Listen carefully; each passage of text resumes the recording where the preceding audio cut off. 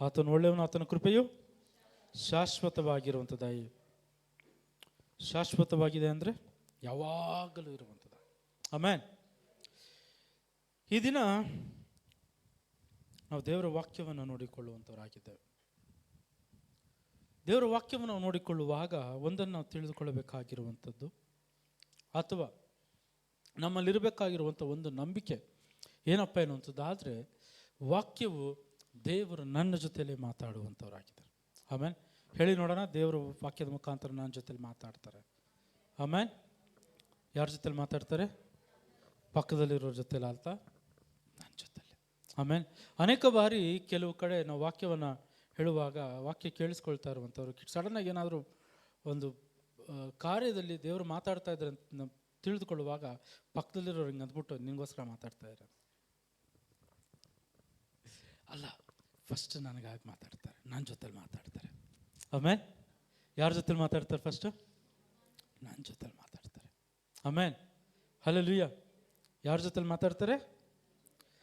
ಯಾವಾಗ ಆ ಒಂದು ಆಸೆ ನನ್ನಲ್ಲಿ ಇರ್ತದೋ, ದೇವರು ನನ್ನ ಜೊತೆಲಿ ಮಾತಾಡಬೇಕು ಅಂತ ಆಸೆಯಿಂದ ನಾವು ಬರ್ತೇವೋ, ಯಾವಾಗ ದೇವರು ನನ್ನ ಜೊತೆಲಿ ಮಾತಾಡ್ತಾರೆ ಅಂತ ನಾನು ಇರ್ತೇನೋ, ಆಗ ಖಂಡಿತವಾಗಿ ದೇವರು ನನ್ನ ಎಕ್ಸ್ಪೆಕ್ಟೇಷನನ್ನು ಹಾಳು ಮಾಡೋದಿಲ್ಲ, ಖಂಡಿತ ಮಾತಾಡ್ತಾರೆ.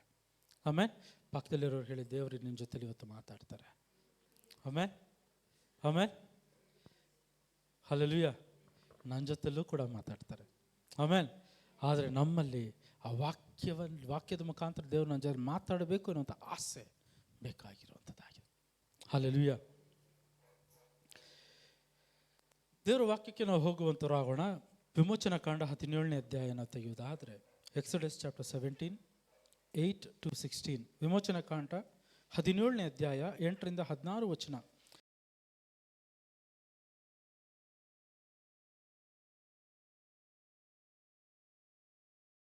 ಆಮೇಲೆ ನಮ್ಮ ತಲೆಗಳನ್ನು ಬಾಗುವಂಥವ್ರು ಆಗೋಣ. ಸರ್ವಶಕ್ತರಾಗಿರುವಂಥ ನಮ್ಮ ಪರಲೋಕದ ತಂದೆ, ಓದಿದಂಥ ವಾಕ್ಯ ಭಾಗವನ್ನು ನಿಮ್ಮ ಕೈಗೆ ಒಪ್ಪಿಸಿ ಕೊಡ್ತಾ ಇದ್ದೀವಿ. ವಾಕ್ಯದ ಮುಖಾಂತರ ಈ ದಿನ ನಮ್ಮೆಲ್ಲರೊಂದಿಗೆ ಮಾತಾಡಬೇಕಾಗಿ ನಾನು ಸಂಪೂರ್ಣ ನಿಮ್ಮ ಕೈಗೆ ಒಪ್ಪಿಸಿ ಕೊಡುತ್ತಾ, ಯೇಸುವಿನ ನಾಮದಲ್ಲಿ ನಂಬುತ್ತಾ ಬೇಡಿಕೊಳ್ಳುತ್ತಾ ಹೊಂದಿಕೊಂಡಿದ್ದೇವೆ ತಂದೆಯೇ, ಆಮೇಲೆ.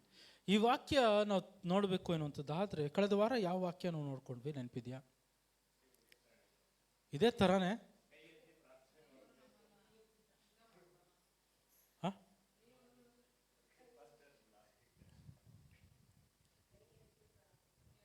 Okay okay. ವಿಮೋಚನಾ ಕಾಂಡ 14ನೇ ಅಧ್ಯಾಯ. ಆಮೇಲೆ ಎಷ್ಟು? 14ನೇ ಅಧ್ಯಾಯದಲ್ಲಿ ಅಲ್ಲಿ ದೇವರು ಇಸ್ರೇಲ್ ಜನರನ್ನು ಐಗುಪ್ತ ದೇಶದಿಂದ ಹೊರತಂದು ಕೆಂಪು ಸಮುದ್ರವನ್ನು 2 ಪಾಲಾಗಿ ಮಾಡುವಂಥ ವಿಷಯವಾಗಿ, ಅದಾದ ನಂತರ 14ನೇ ವಚನದಲ್ಲಿ ಮೋಶೆಗೆ ದೇವರು ಹೇಳ್ತಾರೆ, ನಾನು ನಿಮ್ಮ ಸಂಗಡ ಇರುವಂಥವನಾಗಿದ್ದೇನೆ, ನಾನೇ ನಿಮಗಾಗಿ ಯುದ್ಧ ಮಾಡ್ತೇನೆ ಅಂತ ಹೇಳುವಂಥದ್ದನ್ನು ನೋಡಿಕೊಂಡಂಥವರಾಗಿದ್ದೇವೆ. ಕಳೆದ ವಾರ ವಾಕ್ಯ ಯಾರು ಹೇಳಿದ್ದು ಗೊತ್ತಾ? Richard first. ಈ ವಾರ ನಾವು ನೋಡಿಕೊಳ್ತಾ ಇರುವಂಥ ಈ ವಾಕ್ಯವು ಅದಕ್ಕೆ ಸಂಬಂಧಪಟ್ಟಂಥ ಒಂದು ವಾಕ್ಯ. ಅದರ ಅರ್ಥ ಅದೇ ಇಸ್ರೇಲ್ ಜನರು ಅದೇ ಮೋಶೆಯನ್ನು ನೋಡ್ತಾ ಇರುವಂಥವರಾಗಿದೆ, ಅದೇ ಫರೋ ಅಥವಾ ಅದೇ ಐಗುಪ್ತ ದೇಶದವರನ್ನು ನೋಡ್ತಾ ಇಲ್ಲ. ಆದರೆ ಇವತ್ತು ಚಾಲೆಂಜ್ ಬೇರೆ, ನೆಕ್ಸ್ಟ್ ಸ್ಟೇಜ್ಗೆ ಹೋಗ್ತಾ ಇರುವಂಥ ಒಂದು ಚಾಲೆಂಜ್.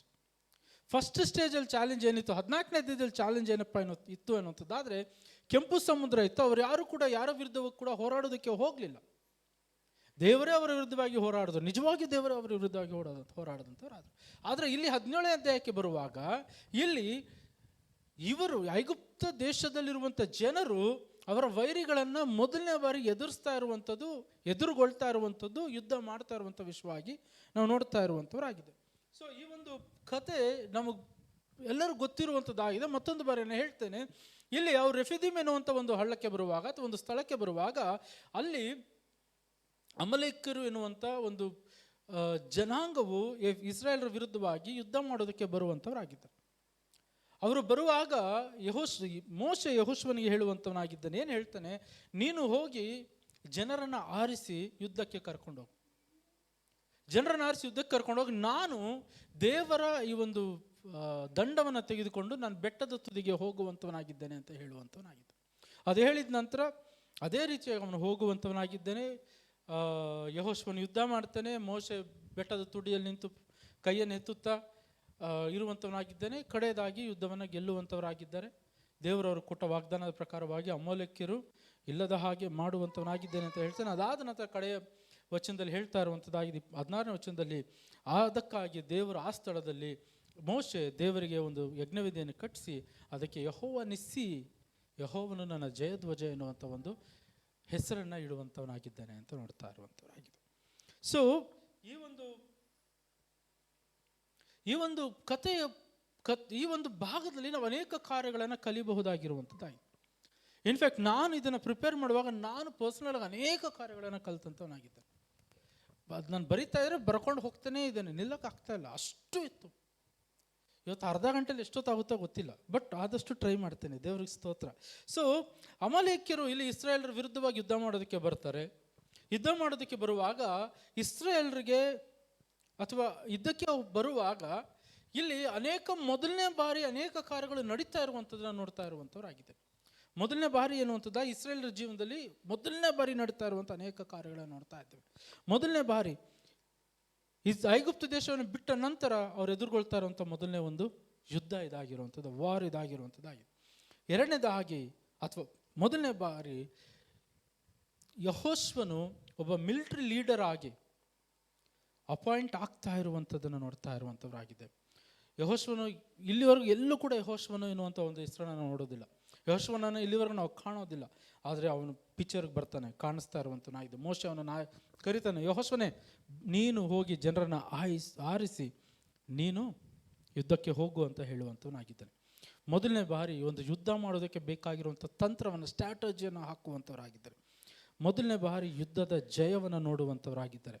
ಮೊದಲನೇ ಬಾರಿ ಯುದ್ಧ ಜಯ ಹೊಂದಿದ ನಂತರ ದೇವರಿಗೆ ಯೆಹೋವ ನಿಸ್ಸಿ ಎನ್ನುವಂಥ ಒಂದು ಹೆಸರನ್ನು ಇಡುತ್ತಾ ಇರುವಂಥವರಾಗಿದ್ದಾರೆ. ಅಷ್ಟು ಮಾತ್ರವಲ್ಲ, ಇಸ್ರಾಯೇಲರ ಯುದ್ಧವನ್ನು ಗೆಲ್ಲುವಂಥವರಾಗಿದ್ದಾರೆ. ಆದರೆ ಗೆಲ್ಲುವಂಥದ್ದು ಅವರ ಬಲದಿಂದ ಅಲ್ಲ, ಆದರೆ ದೇವರ ಬಲದಿಂದ ಆಗಿರುವಂಥದ್ದಾಗಿದೆ. ಇದು ಆ ಕಥೆಯ ಮೇನ್ ಪಾಯಿಂಟ್ಸ್, ಅಲ್ಲಿರುವಂಥ ಮೇನ್ ಪಾಯಿಂಟ್ಸ್. ಆದರೆ ನಾವು ತಿಳಿಬೇಕಾಗಿರುವಂಥದ್ದು, ಎಷ್ಟು ಜನ ಅಲ್ಲಿ ಯುದ್ಧ ಮಾಡ್ತಾ ಇದ್ರು ಅಥವಾ ಎಷ್ಟು ಗುಂಪುಗಳು ಯುದ್ಧ ಮಾಡ್ತಾ ಇದ್ವು? ಯಾರಾದರೂ ಹೇಳ್ತೀರಾ? ಎಷ್ಟು ಗುಂಪುಗಳು ಯುದ್ಧ ಮಾಡ್ತಾ ಇದ್ವು? ಓಕೆ ಓಕೆ ಆಯ್ತು. ಅಮಲೇಕ್ಯರ ವಿರುದ್ಧವಾಗಿ ಎಷ್ಟು ಜನ ಯುದ್ಧ ಮಾಡ್ತಾ ಇದ್ರು? ಅಲ್ಲ, ಅಲ್ಲಿ ಎಷ್ಟು ಜನ ಅಂತಾನೆ ಹೇಳುವಾಗ ಯೆಹೋಶುವನ ಸಂಗಡ ಎಷ್ಟು ಜನ ಇದ್ರು ಅಂತಾನೆ ಹೇಳ್ತಾ ಇಲ್ಲ. ಯೆಹೋಶುವನನ್ನು ಒಬ್ಬನಾಗಿ ತೆಗೆದುಕೊಳ್ಳೋದಾದ್ರೆ ಎಷ್ಟು ಜನ ಇದ್ರು? ಯೆಹೋಶುವನ ಗುಂಪೆಲ್ಲ ಕೂಡ ಯೆಹೋಶುವ ಒಬ್ಬ ಅಂತ ನಾವು ತೆಗೆದುಕೊಳ್ಳೋದಾದ್ರೆ ಎಷ್ಟು ಜನ ಇದ್ರು?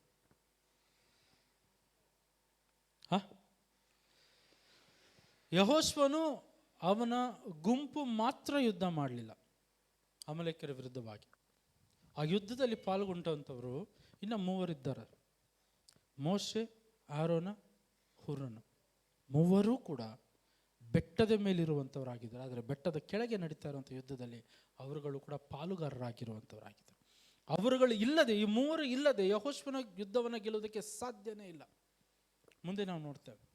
ಅವರು 3 ಇದ್ದಿದ್ದರಿಂದಲೇ ಯೆಹೋಶುವನು, ಬೆಟ್ಟದ ಕೆಳಗಿದ್ದಂಥ ಯೆಹೋಶುವನು ಯುದ್ಧವನ್ನು ಗೆದ್ದ ಅಂತ ನೋಡ್ತಾ ಇರುವಂಥವರಾಗಿದೆ. ಆಮೇನ್ ಆಮೇನ್. ಮೊದಲು ಮೋಶೆ ಪ್ರಾರಂಭ ಮಾಡ್ದ, ಅದಾದ ನಂತರ ಅವನ ಜೊತೆಯಲ್ಲಿ ಆರೋನನು, ಹೂರನ್ನು ಕೂಡ ಜಾಯಿನ್ ಆದರು ಅಂತ ನೋಡ್ತಾ ಇರುವಂಥವ್ರು. 3 ಕೂಡ ಬೆಟ್ಟದ ತುದಿಗೆ ಹೋದ್ರು. ಆದರೆ ಅದು ಯುದ್ಧವನ್ನು ಪ್ರಾರಂಭ ಮಾಡಿದಂಥವನು, ಮೇಲೆ ಬೆಟ್ಟದ ತುದಿಯಲ್ಲಿ ಯುದ್ಧವನ್ನು ಪ್ರಾರಂಭ ಮಾಡಿದ್ದು ಮೋಶೆ. ಅದಾದ ನಂತರ ಅವನನ್ನು ಜಾಯಿನ್ ಆಗಿದ್ದು, ಅವನಿಗೆ ಸೇರಿಕೊಂಡಂಥದ್ದು ಆರೋನನು, ಹುರ್ರನ್ನು ಸೇರಿಕೊಂಡ್ರು ಅಂತ ನೋಡ್ತಾ ಇರುವಂಥವ್ರು. ಹಾಗಾದರೆ ಮೋಶೆ ಏನು ಮಾಡ್ದ?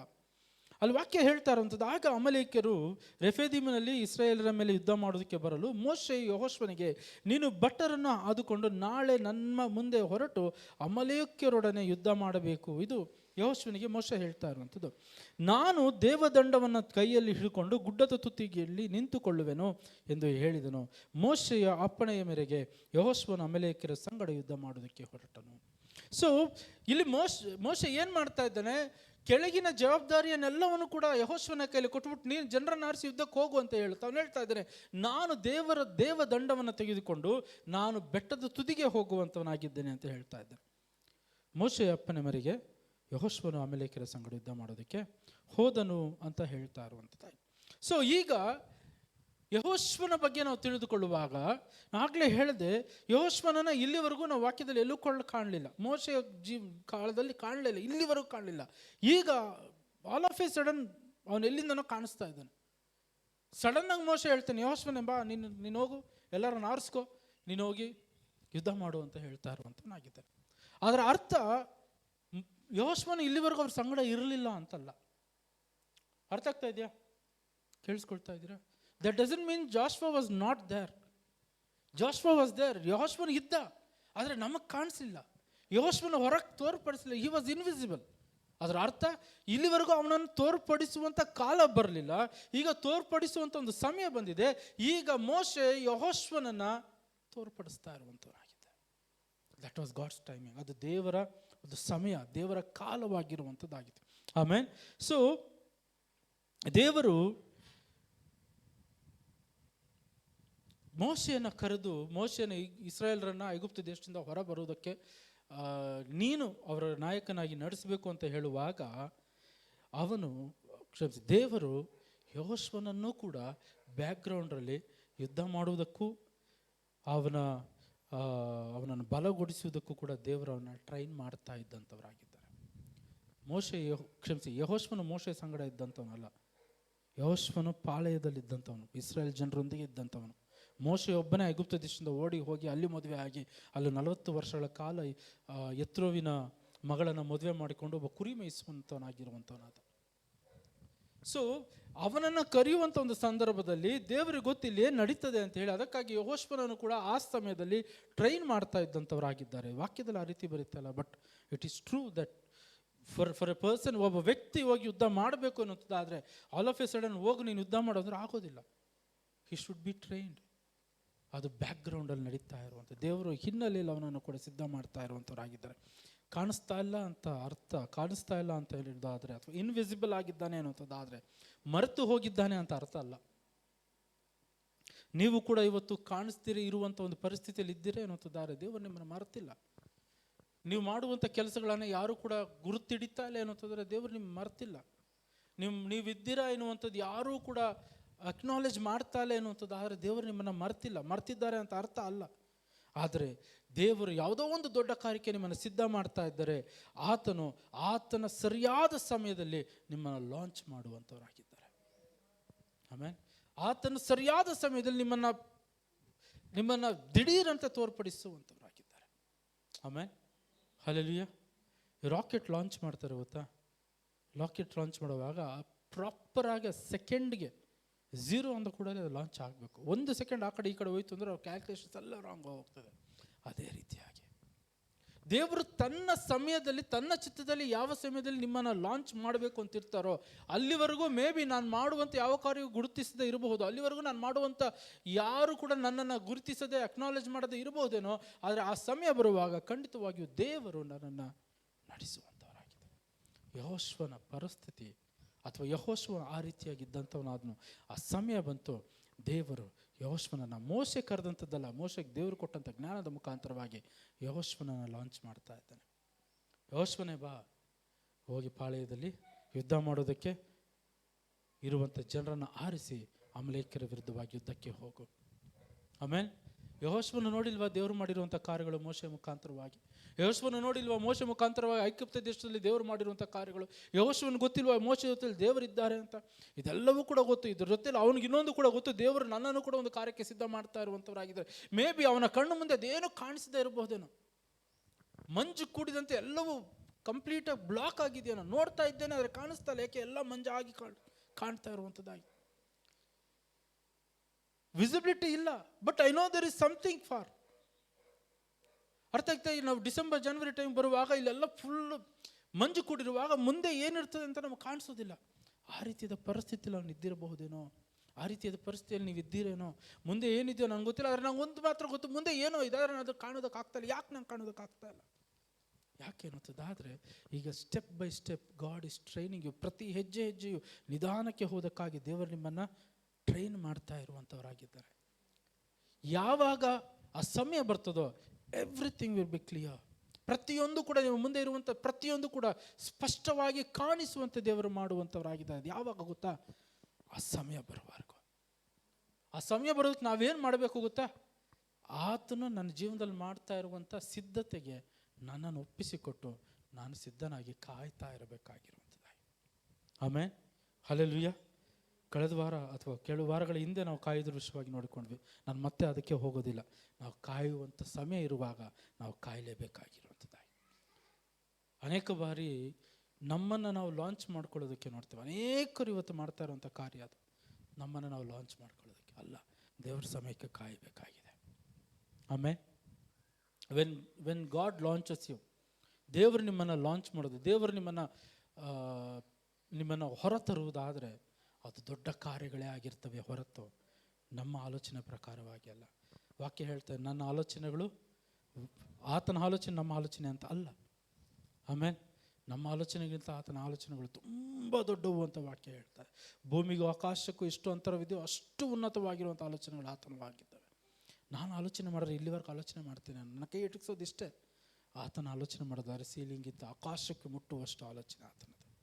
ಆಮೇಲೆ ಆತನ ಸಮಯಕ್ಕೆ ನಾನು ಕಾಯಬೇಕಾಗಿರುವಂಥದ್ದು. ಆತನ ಸಮಯಕ್ಕೆ ಅಲ್ಲಿವರೆಗೂ ದೇವರ ಜೀವನದಲ್ಲಿ ಏನು ಕಾರ್ಯವನ್ನು ಮಾಡುವುದಕ್ಕೆ ನನ್ನನ್ನು ಟ್ರೈನ್ ಮಾಡ್ತಾ ಇದ್ದಾರೋ ಅದಕ್ಕೆ ನಾನು ಒಪ್ಪಿಸಿಕೊಟ್ಟು ನನ್ನನ್ನು ಅದಕ್ಕೆ ಟ್ರೈನ್ ಆಗ್ತಾ ಇರಬೇಕಾಗಿರುವಂಥದ್ದಾಗಿ. ಆಮೇಲೆ ಹಲ್ಲೆಲೂಯಾ. ಯಾವಾಗ ನಂಬಿಗಸ್ತರಾಗಿ ನಾವು ಕಾಯುವಂಥವರಾಗಿದ್ದೇವೋ ಆಗ ನಿಜವಾಗಿಯೂ ಕೂಡ ಒಳ್ಳೆ ರಿವಾರ್ಡನ್ನು ಹೊಂದಿಕೊಳ್ಳುವಂಥವರಾಗಿದ್ದೇವೆ. ಒಳ್ಳೆ ಏನು ಹೇಳ್ತೇವೆ, ಒಳ್ಳೆಯ ಒಂದು ಬಹುಮಾನವನ್ನು ನಾವು ಹೊಂದಿಕೊಳ್ಳುವಂಥವರಾಗಿದ್ದೇವೆ ಅಂತ ನೋಡ್ತಾ ಇದ್ದೇವೆ. ಈ ಕಥೆಯಲ್ಲಿ ನಾವು ನೋಡುವಾಗ ಯೆಹೋಶುವನು ನಂಬಿಗಸ್ತನಾಗಿ ಕಾದ ದೇವರು ಅವನು ಕೊಟ್ಟಂಥ ಒಳ್ಳೆ ಬಹುಮಾನ ಏನಪ್ಪ ಎನ್ನುವಂಥದ್ದಾದರೆ ಅವನು ಒಳ್ಳೆ ಯುದ್ಧ ವೀರನಾಗಿ ದೇವರು ನಡೆಸ್ತಾ ಇರುವಂಥವರಾಗಿದ್ದರು. ಒಳ್ಳೆ ಯುದ್ಧ ವೀರನಾಗಿ ದೇವರು ನಡೆಸಿದ್ದು ಮಾತ್ರವಲ್ಲ, ಮೋಶೆ ಆದ ನಂತರ ಅವನೇ ಮೋಶೆಯ ಸ್ಥಾನದಲ್ಲಿ ನಿಲ್ಲುವಂಥ ನಾಯಕನಾಗಿರುವಂಥನಾಗಿದೆ. ನೋಡಿದರೆ ಯಾವುದಕ್ಕೆ ಟ್ರೈನ್ ಮಾಡ್ತಾರೆ? Moses was never trained to war. ಅದರ ಅರ್ಥ ಐಗುಪ್ತ ದೇಶದಲ್ಲಿ ಅವನಿದ್ದ 40 ವರ್ಷ ಅವನು ಟ್ರೈನ್ ಆಗಿರಬಹುದೇನೋ, ಆದರೆ ಈಗ ಅವನು ಹೋಗಿ ಯುದ್ಧ ಮಾಡುವಂಥ ದೇವರು ಅವನಿಗೆ ಆ ಕರೆಯನ್ನು ಕೊಡಲಿಲ್ಲ. ದೇವರು ಅವನು ಕೊಟ್ಟಂಥ ಕರೆಯೇ ಬೇರೆ, ಆರೋನಿಗೆ ಕೊಟ್ಟಂಥ ಕರೆಯೇ ಬೇರೆ, ಹೂರನಿಗೆ ಕೊಟ್ಟಂಥ ಕರೆಯೇ ಬೇರೆ, ಯೆಹೋಶುವನಿಗೆ ಕೊಟ್ಟಂಥ ಕರೆಯೇ ಬೇರೆ. ಯೆಹೋಶುವನು ಒಬ್ಬ ಯುದ್ಧ ವೀರನಾಗಿದ್ದ. ಅದಾದ ನಂತರ ಇಸ್ರಾಯೇಲರನ್ನ ನಡೆಸುವಂತೆ ದೇವರು ನಾಯಕನಾಗಿ ಕೂಡ ಮಾಡಿದ್ರು ಅಂತ ನೋಡ್ತಾ ಇದ್ದೇವೆ.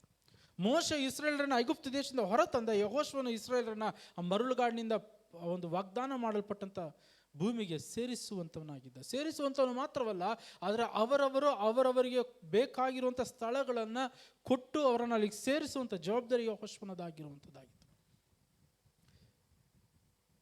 ದೇವರು ನಿಮ್ಮನ್ನು ವಿಸಿಬಲ್ ಆಗಿ ಕಾಣಿಸುವಂತೆ ಮಾಡುವುದಕ್ಕಾಗಿ, ಆ ಸಮಯಕ್ಕಾಗಿ ಅವರು ನಿಮ್ಮನ್ನು ಟ್ರೈನ್ ಮಾಡುತ್ತಾ ಆತನೂ ಕೂಡ ಎದುರು ನೋಡ್ತಾ ಇರುವಂಥವ್ರು. ಅದಕ್ಕಾಗಿ ನಿಮ್ಮನ್ನು ಈಗ ಇನ್ವಿಸಿಬಲ್ ಆಗಿ ಮಾಡಿರುವಂಥವ್ರಾಗಿ, ಈಗ ನೀವು ಕಾಣಿಸದೇ ಇರುವಂತೆ ಮಾಡಿರುವಂಥದ್ದು ಅದಕ್ಕಾಗಿ. ಯಾಕೆ ಅಂತಂದರೆ ಆತನ ಸಮಯಕ್ಕೆ ಆತ ನಿಮ್ಮನ್ನು ಕಾಣಿಸುವಂತೆ ಮಾಡುವಂಥವರಾಗಿದೆ, ನಿಮ್ಮನ್ನು ತೋರ್ಪಡಿಸುವಂಥವರಾಗಿದ್ದಾರೆ. ಆಮೇಲೆ ಹಲ್ಲೆಲೂಯಾ. ಸೊ ಅದನ್ನು ಬಿಟ್ಟು ನಾವು ಯಾವಾಗ ದೇವರನ್ನು ಇಷ್ಟೆಲ್ಲ ಮಾಡ್ತಾ ಇದ್ದೇನೆ, ಏನು ಮಾಡಿದ್ರು ಕೂಡ ನನಗೆ ಒಂದು ಅಕ್ನಾಲಜ್ಮೆಂಟ್ ಸಿಗ್ತಾ ಇಲ್ಲ, ನಾನು ಯಾರು ಗುರುತಿಸ್ತಾ ಇಲ್ಲ, ನಾನು ಯಾರು ಕಾರ್ಯಗಳನ್ನು ಮಾಡ್ತಾ ಇಲ್ಲ, ನನ್ನನ್ನು ಯಾರು ಗೌರವ ಕೊಡ್ತಾ ಇಲ್ಲ ಅಂತ ನಾವು ಅಳ್ತಾ ಇರೋದಾದರೆ, ಯಾಕೆ ಅಂತ ಕೇಳ್ತಾ ಇರೋದಾದರೆ ಅದು ಪ್ರಯೋಜನ ಇಲ್ಲ. ಆತನ ಚಿತ್ತಕ್ಕೆ ನಾವು ಒಪ್ಪಿಸಿಕೊಟ್ಟು ನಿಮ್ಮ ಚಿತ್ತ ಅಂತ ಹೇಳಿ ನಾವು ಇರಬೇಕಾಗಿರುವಂಥದ್ದಾಗಿ. ಯೆಹೋಶುವನು ಯಾವಾಗಲೂ ನಾವು ಮೋಶೆ ಇರುವಂಥ ದಿನದವರೆಗೂ ಕೂಡ ನಾವು ನೋಡುವಾಗ ಮೋಶೆ ಏನು ಹೇಳಿದ್ರು ಕೂಡ ಯೆಹೋಶುವನು ಕೇಳ್ತಾ ಇರುವಂಥವನಾದ. ಯೆಹೋಶುವನಿಗೆ ಅದು ಅರ್ಥ ಆಗ್ತದೋ ಅರ್ಥ ಆಗಿಲ್ವೋ ತಲೆ ಕೆಡಿಸ್ಕೊಳ್ತಾ ಇರಲಿಲ್ಲ. ಮೋಶೆ ಹೇಳಿದ್ನ ಅವನು ಗೊತ್ತು, ಮೋಶೆ ಸಂಗಡ ದೇವರು ಮಾತಾಡ್ತಾರೆ, ದೇವರು ಅವನಿಗೆ ಹೇಳ್ತಾರೆ, ಅವನು ಬಂದು ನನಗೆ ಹೇಳ್ತಾನೆ, ನಾನು ಅದನ್ನು ಮಾಡ್ತೇನೆ. ಆಮೇಲೆ ಅನೇಕ ಕಾರ್ಯಗಳನ್ನು ನೋಡ್ತಾ ಇದ್ದೇವೆ. ಎರಿಕೋ ಕೋಟೆ ನೋಡ್ತಾ ಇದ್ದೇವೆ. ಎರಿಕೋ ಕೋಟೆ ಹತ್ರ ಬಂದ ದೊಡ್ಡ ಗೋಡೆ ನಿಂತಿದೆ. ಮೋಶೆ ಹೇಳ್ತಾನೆ, ನೀವು ಅದನ್ನು ಯಾರು ಕೂಡ ಒಡೆಯೋದಕ್ಕೆ ಹೋಗ್ಬಿಟ್ರೆ ಅದು ಸುತ್ತಿ ಅಂತ ಹೇಳ್ತಾ ಇದೆ. ಮೇ ಬಿ ಯೆಹೋಶುವನ ಮೈಂಡಲ್ಲಿ ಅದನ್ನು ಅವನು ಅರ್ಥ ಮಾಡಿಕೊಳ್ಳೋದಕ್ಕೆ ಸಾಧ್ಯವಾಗ್ತಾ ಇಲ್ವೇನೋ, but still he did it. ಅವನು ಮಾಡ್ದ. ಅವನು ಮೋಶೆ ಹತ್ರ ಹೋಗಿ, ಸ್ವಾಮಿ ನೀವೇನು ಹೇಳ್ತಾರೋ ನನಗೆ ಗೊತ್ತಾಗ್ತಲ್ಲ, ನೀವು ನೋಡಿದ್ರೆ ಅದು ಅಷ್ಟು ದೊಡ್ಡ ಕೋಟೆ ನೀನು ಸುತ್ತು ಅಂತ, ಈ ಸುತ್ತರಿಗೆ ಏನಾಗುತ್ತೆ? ನಮ್ಮ ಕಾಲು ನಾವು ಬಂದು ಮತ್ತೆ ಹಿಂತಿರುಗಿ ನಾವು ಹೋಗ್ತೇವೆ. ದೇವ್ರು ನಮಗೆ ಜಯ ಕೊಡ್ತೀನಿ ಅಂತ ಹೇಳಿದ್ರೆ ಹೊಡಿಬೇಡಿ ಅಂತ ಹೇಳ್ತಾ ಇದ್ದೀರಾ? ಅವನು ಕೇಳ್ಬೋದಾಗಿತ್ತು, ಕೇಳಲಿಲ್ಲ. ಆದರೆ ಮೋಶೆ ಹೇಳಿದ ಪ್ರಕಾರವಾಗಿ ಏನು ಹೇಳಿದ? 6 ದಿನ ಪ್ರತಿದಿನ ಒಂದೊಂದು ಬಾರಿಯ ಕೋಟೆ ಅನಿಸುತ್ತು. 7ನೇ ದಿನ 7 ಬಾರಿ ಸುತ್ತು, ಖಂಡಿತವಾಗಿ ಕೋಟೆ ಬಿದ್ದು ಹೋಗ್ತದೆ. ಬ್ಲೈಂಡ್ ಫೇಟ್ ಅಂತ ಹೇಳ್ತೇವೆ. ನಂಬಿಕೆ. ಮೋಶೆ ಹೇಳಿದ ಪ್ರತಿಯೊಂದನ್ನು ಅವನು ಮಾಡ್ದ. ಅದನ್ನು ಬಿಟ್ಟು ಮೋಶೆಯನ್ನು ಅವನು ಓವರ್ಟೇಕ್ ಮಾಡೋದಕ್ಕೆ ಹೋಗಲಿಲ್ಲ. ಮೋಶೆ ಇರುವಂಥ ದಿನದವರೆಗೂ ಕೂಡ ಮೋಶೆ ಹೇಳಿದಂಥ ಎಲ್ಲ ಕಾರ್ಯಗಳನ್ನು ಮಾಡ್ದ. ಅವನು ಮೋಶೆಯನ್ನು ಓವರ್ಟೇಕ್ ಮಾಡಿ, ಸ್ವಾಮಿ ನಿಮ್ಗೆ ಗೊತ್ತಿಲ್ಲ, ನೀವು ಕೂತ್ಕೊಳ್ಳಿ ನಾನು ಮಾಡ್ತೇನೆ ಅಂತೇಳಿ ಹೇಳ್ದಂಥವನಲ್ಲ. ಅಷ್ಟು ಮಾತ್ರವಲ್ಲ, ಅದಾದ ನಂತರ ಅವನು ಆ ರೀತಿಯಾಗಿ ನಂಬಿಗಸ್ತನಾಗಿ ಮೋಶೆಗೆ ಶಿಷ್ಯನಾಗಿದ್ದರಿಂದ ದೇವರು ಅವನನ್ನು ಮುಂದಿನ ನಾಯಕನಾಗಿ ಎಬ್ಬಿಸಿದಂಥವರಾಗಿದ್ದರು ಅಂತ ನೋಡ್ತಾ ಇದ್ದೇವೆ. ಆಮೇಲೆ ಮೋಶೆ ಅದಾದ ನಂತರ ಯುದ್ಧಕ್ಕೆ ಹೋಗ್ತಾನೆ ಅಮಲೇಕ್ಯರ ವಿರುದ್ಧವಾಗಿ. ಆ ಯುದ್ಧವನ್ನು ಮಾಡುವುದಕ್ಕಾಗಿ ಯೆಹೋಶುವನು ಯುದ್ಧ ಮಾಡೋದಕ್ಕೆ ಹೋಗ್ತಾನೆ. ಆ ಯುದ್ಧವನ್ನು ಮಾಡೋದಕ್ಕೆ ಯೆಹೋಶುವನಿಗೆ ಬೇರೆ ಮಾನಸಿಕ ಬಲ ಮಾತ್ರ ಸಾಕಾಗಿಲ್ಲ, ಫಿಸಿಕಲ್ ಸ್ಟ್ರೆಂತ್ ಮಾತ್ರ ಸಾಕಾಗಲಿಲ್ಲ, ದೈಹಿಕ ಬಲ ಮಾತ್ರ ಸಾಕಾಗಿಲ್ಲ. ಅಲ್ಲಿ ಆ ದೈಹಿಕ ಬಲದಿಂದ ಅವನು ಹೋರಾಡದಿದ್ದೇ ಆಗಿದ್ದರೆ ಅವನು ಗೆಲ್ಲುವುದಕ್ಕೆ ಸಾಧ್ಯವಾಗ್ತಿರಲಿಲ್ಲ. ಯಾಕೆಂದರೆ ವಾಕ್ಯದಲ್ಲಿ ಮುಂದೆ ನೋಡ್ತೇವೆ, ಅವನು ಸೋತು ಹೋಗ್ತಾ ಇದ್ದ, ಅಮಲೇಕ್ಯರು ಗೆಲ್ತಾ ಇದ್ರು ಅಂತ ವಾಕ್ಯ ಒಂದು ಕಡೆ ಹೇಳ್ತಾ ಇದೆ. ಆದರೆ ಅನೇಕ ಬಾರಿ ನಾವೇನು ಮಾಡ್ತೇವೆ, ನಮ್ಮ ಜೀವನದಲ್ಲಿ ನಾವು ಎದುರುಗೊಳ್ಳುವಂಥ ಸಮಸ್ಯೆಗಳು, ಎದುರುಗೊಳ್ಳುವಂತಹ ಪರಿಸ್ಥಿತಿಗಳನ್ನು ನಮ್ಮ ಸ್ವಂತ ಬಲದಿಂದ ನಾವು ಅದನ್ನು ಹೋರಾಡುವುದಕ್ಕೆ ಪ್ರಯತ್ನ ಮಾಡ್ತೇವೆ. ನಮ್ಮ ಸ್ವಂತ ಬಲದಿಂದ ನಾವು ಏನು ಹೇಳ್ತೇವೆ, ಅದರ ವಿರುದ್ಧವಾಗಿ ಹೋರಾಡ್ತೇವೆ. ಬಟ್ ಆ ಬಲ ಸಾಕಾಗೋದಿಲ್ಲ, ನಾವು ಸುಸ್ತಾಗ್ಬಿಡ್ತೇವೆ. ಅದಾದ ನಂತರ ಅಯ್ಯೋ ಇದಾಗೋದಿಲ್ಲ ಬಿಡು ಅಂತೇಳಿ ನಾವು ಸೋತು ಹೋಗ್ತೇವೆ, ನಾವು ಬಿಟ್ಟು ಬಿಡ್ತೇವೆ. ನಾವು ಸೈಕಲ್ ಓಡಿಸುವಾಗ ನಮ್ಮ ಟೈಮಲ್ಲಿ ಗೇರ್ ಸೈಕಲು, ಎಲೆಕ್ಟ್ರಿಕ್ ಸೈಕಲ್ ಏನೂ ಇರಲಿಲ್ಲ. ಸೈಕಲ್ ಓಡಿಸ್ಬೇಕಾದ್ರೆ ಓಡಿಸ್ಲೇಬೇಕು, ತುಳಿದ್ರೇ ಮೇಲಕ್ಕೆ ಹೋಗೋದು. ಅದು ಅಪ್ ಇರಲಿ ಡೌನ್ ಇರಲಿ ಏನಿದ್ರು ಕೂಡ, ಡೌನ್ ಇದ್ರೆ ಸ್ವಲ್ಪ ಆರಾಮ, ಯಾಕೆರೋ 2 ಪೆಡ್ಲ್ ಹೊಡೆದ್ರೆ ಒಂದು ಅಷ್ಟು ದೂರ ತಗೊಂಡೋಯ್ತು. ಅಪ್ ಅಂದರೂ ಆಗೋದೇ ಇಲ್ಲ, ನಮ್ಮ ಸ್ಟ್ರೆಂತ್ ಬೇಕೇ ಬೇಕು. ಅಷ್ಟು ದೂರ ಹೋಗಿದ್ರೆ ಫುಲ್ಲು ಸುಸ್ತಾಗ್ಬಿಡ್ತೇವೆ, ಆಗಲ್ಲ ಅಂತೇಳಿ ಅನೇಕ ಬಾರಿ ಇಳಿದು ತೊಳ್ಕೊಂಡು ಹೋಗಿದ್ದುಂಟು ಅಲ್ವಾ. ಇವತ್ತು ಆ ರೀತಿ ಅಲ್ಲ, ಇವತ್ತು ಅದು ನಮ್ಮ ಬಲದಿಂದ ಮಾಡ್ತೇವೆ. ಇವತ್ತು ಅದೇ ಸೈಕಲ್ ತೊಗೊಂಡೋದ್ರೆ, ಎಲೆಕ್ಟ್ರಿಕಲ್ ಸೈಕಲ್ ಇತ್ತು ಅನಿಸ್ತಂದರೆ ನಾವು ತುಳಿಯೋದೇ ಬೇಕಾಗಿಲ್ಲ. ಎಲೆಕ್ಟ್ರಿಕಲ್ ಸೈಕಲ್ ನಾವು ಎಕ್ಸಲೇಟರ್ ಕೊಟ್ಕೊಂಡ್ರೆ ಮುಂದೆ ಹೋಗ್ತಾ ಇರ್ತದೆ. ಇವತ್ತಿನ ಪರಿಸ್ಥಿತಿ ಅದು. ನನ್ನ ಬಲದಲ್ಲಿ ನಾವು ಮಾಡೋದಕ್ಕೆ ಹೋಗೋದಾದರೆ ಬರುವಂಥ ಸಮಸ್ಯೆಗಳು, ಚಾಲೆಂಜ್ಗಳನ್ನು ನಾನು ಫೇಸ್ ಮಾಡಿ ನಾನೇ ಮಾಡ್ತೀನಿ, ನನಗೆ ಬಲ ಇದೆ ಅಂದ್ಕೊಳ್ಳೋದಾದರೆ ಆ ಸಮಸ್ಯೆಗಳನ್ನು ನಾನು ಎದುರುಗೊಳ್ಳುವುದಕ್ಕಾಗಿ, ಜಯಿಸುವುದಕ್ಕಾಗಿ ಸಾಧ್ಯ ಆಗೋದೇ ಇಲ್ಲ. ಯಾಕೆ ಅನ್ನುವಂಥದ್ದಾದರೆ ಆ ಒಂದು ಯುದ್ಧವನ್ನು ಮಾಡುವುದಕ್ಕಾಗಿ ನನ್ನ ದೈಹಿಕ ಬಲವು ಸಾಕಾಗೋದಿಲ್ಲ. ಅದೇ ಯೆಹೋಶುವನ ಜೊತೆಲಿ ಆದಂಥದ್ದು. ಮೋಶೆಯು, ಆರೋನನು, ಹೂರನು ಈ ಮೂವರು ಗುಡ್ಡದ ತುದಿಗೆ ಏರಿದರು. ಮೋಶೆಯು ತನ್ನ ಕೈಗಳನ್ನು ಮೇಲಕ್ಕೆ ಎತ್ತಿರುವಾಗ ಇಸ್ರಾಯೇಲ್ಯರು ಬಲವಾಗುವರು, ಇಳಿಸುವಾಗ ಅಮಲೇಕ್ಯರು ಬಲವಾಗುವರು ಅಂತ ವಾಕ್ಯ ಹೇಳಿ. ಸೊ ಯೆಹೋಶುವನು ಇಲ್ಲಿ ಸೋತು ಹೋಗ್ತಾ ಇದ್ದ ಅಂತ ನಾನು ಹೇಳಿದೆ. ಯಾವಾಗ ಇಲ್ಲಿ ಹೇಳ್ತಾ ಇದೆ, ಮೋಶೆಯು ಅವನ ಕೈಗಳನ್ನು ಮೇಲೆತ್ತುವಾಗ, ಬೆಟ್ಟದ ಮೇಲಿಂದ ಅವನ ಕೈಗಳನ್ನು ಮೇಲೆತ್ತುವಾಗ ಯೆಹೋಶುವನು ಅಥವಾ ಇಸ್ರಾಯೇಲ್ಯರು ಬಲವಾಗ್ತಾ ಇದ್ರು, ಗೆಲ್ತಾ ಇದ್ರು. ಆದರೆ ಯಾವಾಗ ಅವನು ಸುಸ್ತಾಗಿ ಕೈ ಬಿಡ್ತಾ ಇದ್ನೋ, ಕೈ ಕೆಳಗೆ ಹಾಕ್ತಾ ಇದ್ನೋ, ಆಗ ಅಮಲೇಕ್ಯರು ಗೆಲ್ತಾ ಇದ್ರು ಅಂತ ವಾಕ್ಯ ಹೇಳ್ತಾರೆ. ಸೊ ಈ ಒಂದು ವಚನದ ಪ್ರಕಾರ ನಾವು ತಿಳಿಯುವಂಥದ್ದು ಏನಪ್ಪ ಏನಂತಂದರೆ, ಯೆಹೋಶುವನ ಗೆಲ್ಲೋದಕ್ಕೆ ಅವನ ದೈಹಿಕ ಬಲ ಸಾಕಾಗ್ತಾ ಇರಲಿಲ್ಲ, ಅವನಿಗೆ ಮತ್ತೊಂದು ಬಲ ಬೇಕಾಗಿತ್ತು ಅಂತ ನೋಡ್ತಾ ಇರುವಂಥವ್ರಾಗಿದೆ. ಆಮೇಲೆ ಇಲ್ಲಿ ಯೆಹೋಶುವನ ಯುದ್ಧ ಮಾಡ್ತಾ ಇದ್ದಾನೆ, ಆದರೆ ಮೋಶೆ ತನ್ನ ಕೈಗಳನ್ನೆತ್ತುವಾಗ ಒಂದು ಕಾರ್ಯ ನಡೀತಾ ಇರುವಂಥದ್ದಾಗಿದೆ. ಅದೇ ಇಸ್ರಾಯೇಲರು ಗೆಲ್ತಾ ಇರುವಂಥವರಾಗಿದ್ದಾರೆ. ಆಮೇಲೆ ಮೋಶೆಗೆ ಸುಸ್ತಾಗಿ ಕೈ ಇಡಿಸುವಾಗ ಇಸ್ರಾಯೇಲು ಸೋತು ಹೋಗ್ತಾ ಇರುವಂಥವರಾಗಿದೆ. ಸೊ ಇದರಿಂದ ನಾವು ತಿಳ್ಕೊಳ್ಳುವಂಥದ್ದು, ಯುದ್ಧ ಎನ್ನುವಂಥದ್ದು ಯೆಹೋಶುವನ ಮಾತ್ರ ಮಾಡ್ತಾ ಇಲ್ಲ, ಮೋಶೆಯೂ ಕೂಡ ಅವನ ಬೆಟ್ಟದ ತುದಿಯಿಂದ ಯುದ್ಧವನ್ನು ಮಾಡ್ತಾ ಇದ್ದಾನೆ. ಆಮೇಲೆ ಯೆಹೋಶುವನು ಅವನ ಸೇನೆಯು ಯುದ್ಧ ಮಾಡುವುದಕ್ಕೆ ಬೇಕಾಗಿರುವಂಥ ಬಲವು ಬೆಟ್ಟದ ಮೇಲಿರುವಂಥ ಮೋಶೆಯ ಪ್ರಾರ್ಥನೆ ಮುಖಾಂತರವಾಗಿ ಬರ್ತಾ ಇರುವಂಥದ್ದಾಗಿದೆ. ಎಲ್ಲಿಂದ ಬರ್ತಾ ಇದೆ? ಬೆಟ್ಟದ ಮೇಲೆ ಇರುವಂಥ ಮೋಶೆಯ ಪ್ರಾರ್ಥನೆ ಮುಖಾಂತರವಾಗಿ ಯೆಹೋಶುವನಿಗೂ ಅವನ ಒಂದು ಬಲಗಕ್ಕೂ ಬೇಕಾಗಿರುವಂಥ ಬಲವು ಬರ್ತಾ ಇರುವಂಥದ್ದಾಗಿದೆ. ಆಮೇಲೆ ಅದಕ್ಕಾಗಿಯೇ ಅವನ ಕೈ ಎತ್ತುವಾಗ ಅವರು ಗೆಲ್ತಾ ಇದ್ರು ಅಂತ ನೋಡ್ತಾ ಇರುವಂಥವ್ರಾಗಿದೆ. ಆಮೇಲೆ ಒಂದನ್ನು ನಾವು ಅರ್ಥ ಮಾಡಿಕೊಳ್ಳಬೇಕಾಗಿರುವಂಥದ್ದಾಗಿದೆ, ದೇವರು ನಂಬಿರುವಂಥ ಮಕ್ಕಳಿಗೆ ಯಾವಾಗಲೂ ಕೂಡ, ನಾನು ಇದಕ್ಕೆ ಮುಂಚೆ ಹೇಳಿದ್ದೆ, ಯಾವಾಗಲೂ ಕೂಡ ಒಂದು ಯುದ್ಧ ಎನ್ನುವಂಥದ್ದಿದೆ. ಆತ್ಮಿಕ ವಲಯದಲ್ಲಿ, ಸ್ಪಿರಿಚುವಲ್ ರೆಲಮ್ ಅಲ್ಲಿ there is always a war against the children of God. ಯಾವಾಗಲೂ ಕೂಡ ಯುದ್ಧ ಇರುವಂಥದ್ದಾಗಿದೆ. ಯಾಕೆ ಅನ್ನುವಂಥದ್ದಾದರೆ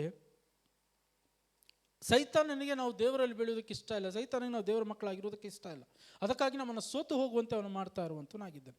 ಸೊ ಆ ದುರಾತ್ಮಗಳು ಅಥವಾ ಸೈತಾನನ ಅಧಿಕಾರಗಳು ಏನಂತಂದ್ರೆ, ದುರಾತ್ಮಗಳು ಏನು ಮಾಡ್ತವೆ ಅನ್ನೋದಾದರೆ, ನಮ್ಮನ್ನು ಸೋಲಿಸುವಂತೆ ಅವನು ಪ್ರತಿಯೊಂದು ಬಾರಿಯೂ ಕೂಡ ಅನೇಕ ಕಾರ್ಯಗಳ ವಿರುದ್ಧವಾಗಿ ತರುವಂಥವನಾಗಿದೆ. ಅಸ್ವಸ್ಥಗಳಿರ್ಬೋದು, ಸಮಸ್ಯೆಗಳಿರ್ಬೋದು, ಶೋಧನೆಗಳಿರ್ಬೋದು, ಎಲ್ಲವನ್ನು ತರುವಂಥವನಾಗಿದೆ. ಆದರೆ ಇವೆಲ್ಲವನ್ನು ಕೂಡ ನಾವು ಜಯಿಸುವುದಕ್ಕಾಗಿ ನಮ್ಮ ದೈಹಿಕ ಬಲದಿಂದ ನಾವು ಜಯಿಸೋದಕ್ಕೆ ಸಾಧ್ಯನೇ ಇಲ್ಲ ಅಂತ ನಾವು ತಿಳಿಬೇಕಾಗಿದೆ. ಒಂದು ದುರಾತ್ಮನೋ ಅಥವಾ ಸೈತಾನೋ ನಮ್ಮ ವಿರುದ್ಧವಾಗಿ ಸೈತಾನನ ಸೈನ್ಯವು ನಮ್ಮ ವಿರುದ್ಧವಾಗಿ ಯುದ್ಧ ಮಾಡುವಾಗ, ಮತ್ತೊಂದು ಸೈನ್ಯ ನಮ್ಮ ಪರವಾಗಿ ಯುದ್ಧ ಮಾಡೋದಕ್ಕೆ ಇರುವಂಥದ್ದಾಗಿದೆ ಆತ್ಮಿಕ ವಲಯದಲ್ಲಿ. ಅದು ದೇವದೂತರ ಒಂದು ಸೈನ್ಯ ಆಗಿರುವಂಥದ್ದು. ಈ ದೇವದೂತರ ಸೈನ್ಯ ಕೆಲಸ ಮಾಡಬೇಕು ಅಂದರೆ ಏನು ಮಾಡಬೇಕು ಅನ್ನೋದಾದರೆ, ನಾವು ಪ್ರಾರ್ಥನೆಯಲ್ಲಿಲ್ಲದೆ ಹೊರತು ಅವರು ಕೆಲಸ ಮಾಡಲ್ಲ. ನಾವು ಪ್ರಾರ್ಥನೆ ಮಾಡದೆ ಹೊರತು ಆ ಒಂದು ಆತ್ಮಿಕ ವಲಯದಲ್ಲಿರುವಂಥ ದೇವದೂತರ ಸೈನ್ಯಗಳು ಯುದ್ಧ ಮಾಡೋದಕ್ಕೆ ಸಾಧ್ಯ ಇಲ್ಲ. ಸೊ ಇಲ್ಲಿ ನಡೀತಾ ಇರುವಂಥ ಕಾರ್ಯ ಅದಾಗಿರುವಂಥದ್ದಾಗಿದೆ. ಮೋಶೆಯ ಕೈಗಳನ್ನೆತ್ತುವಾಗ ಆತ್ಮಿಕ ವಲಯದಲ್ಲಿರುವಂಥ ದೇವದೂತರು ಅಮಲೇಕ್ಯರ ಸೈತಾನನ ವಿರುದ್ಧವಾಗಿ ಹೋರಾಡ್ತಾ ಇರುವಂಥವರಾಗಿದ್ದಾರೆ, ಅವರು ಸೋಲ್ತಾ ಇರುವಂಥವರಾಗಿದೆ. ಮೋಶೆ ತನ್ನ ಸುಸ್ತಾಗಿ ಕೈ ನಿಲ್ಲಿಸುವಾಗ ಅವರು ಯುದ್ಧವನ್ನು ನಿಲ್ಲಿಸ್ತಾ ಇರುವಂಥವರಾಗಿದ್ದಾರೆ, ಅಮಲೇಕ್ಯರು ಗೆಲ್ತಾ ಇರುವಂಥವರಾಗಿದ್ದಾರೆ. ಅದರ ಅರ್ಥ ಏನಪ್ಪ ಅನ್ನುವಂಥದ್ದಾದರೆ, ನಿಮ್ಮ ಹೋರಾಟಗಳಲ್ಲಿ, ನಿಮ್ಮ ಸಮಸ್ಯೆಗಳಲ್ಲಿ ನೀವು ಹೋರಾಡಬೇಕು ಅನ್ನುವಂಥದ್ದಾದರೆ ನಿಮಗೆ ಬಲ ಬರುವಂಥದ್ದು ಪ್ರಾರ್ಥನೆ ಮುಖಾಂತರವಾಗಿಯೇ ಹೊರತು ಬೇರೆ ಯಾವುದರ ಮುಖಾಂತರವಾಗಿಯೂ ಕೂಡ ಅಲ್ಲ. ಆಮೇಲೆ ಯಾವುದ್ರ ಮುಖಾಂತರವಾಗಿ ಬರ್ತದೆ ಬಲ? ಪ್ರಾರ್ಥನೆ, ಪ್ರಾರ್ಥನೆ, ಪ್ರಾರ್ಥನೆ. ಆಮೇಲೆ ಯಾಕೆ ಅನ್ನುವಂಥದ್ದಾದ್ರೆ, ನೀವು ಪ್ರಾರ್ಥನೆ ಮಾಡುವಾಗ ದೇವದೂತರು ನಿಮಗಾಗಿ ಹೋರಾಡುವಂಥವರಾಗಿದ್ದಾರೆ. Hallelujah, hallelujah. ದೇವದೂತರು ಹೋರಾಡುವಂಥವ್ರು. ಆದರೆ ಒಂದನ್ನು ನೆನಪು ಮಾಡಿಕೊಳ್ಳಿ, ನಿಮ್ಮ ಬಲದ ಮೇಲೆ ನೀವು ಅವಲಂಬಿತರಾಗುವುದಕ್ಕೆ ಸಾಧ್ಯ ಇಲ್ಲ. ಆಮೇಲೆ ನಾವು ಗೆಲ್ಲೋದಕ್ಕಾಗೋದಿಲ್ಲ. ನಮ್ಮ ಬಲದ ಮೇಲೆ ನಾವು ಭಾರವನ್ನು ಹಾಕೋದಾದ್ರೆ, ನಮ್ಮ ಬಲದ ಮೇಲೆ ನಾನು ನಂಬಿಕೆ ಇಟ್ಟರೆ ನಾನು ಗೆಲ್ಲೋದಕ್ಕೆ ಸಾಧ್ಯನೇ ಇಲ್ಲ. ಆಮೇಲೆ ಆದರೆ ನನ್ನ ಬಲಕ್ಕಿಂತ ಅಧಿಕವಾದಂಥ ಬಲ ಎನ್ನುವಂಥದ್ದು ಒಂದಿರುವಂಥದ್ದಾಗಿದೆ, ಅದು ದೇವರ ಬಲ.